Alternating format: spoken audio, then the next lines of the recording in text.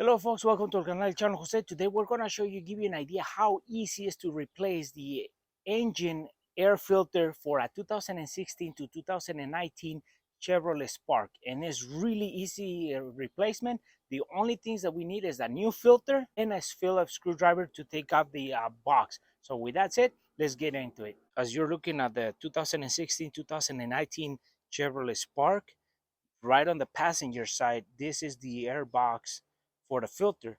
So this is in the area that we're going to be working on. So for this replacement, we're going to be using our STP brand, and we're going to be using the part number is SA12073, and the screwdriver we're using a Ryobi electric screwdriver to make everything faster.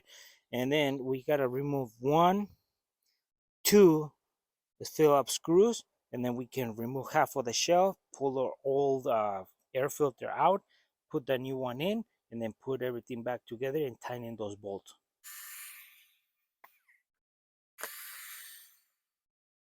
So now that the screws are loose, we lift half of the shelf up, we pull our filter out, and this is our old filter or new filter.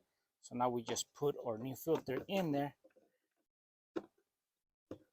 line it up, and then tighten the two screws, and we're done with the replacement of this old air filter.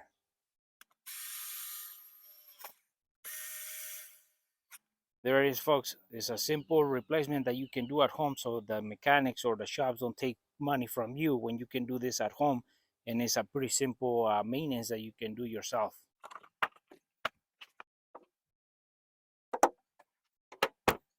Well folks, hopefully this video was useful and helpful on how to replace an engine air filter on a 2016-2019 Chevrolet Spark, and it's pretty simple replacement. You just need your filter, a Phillips screwdriver, and you can do this replacement at home, so that way you save money from taking it to shops. For our friends who are watching the video and haven't subscribed to the channel, please subscribe.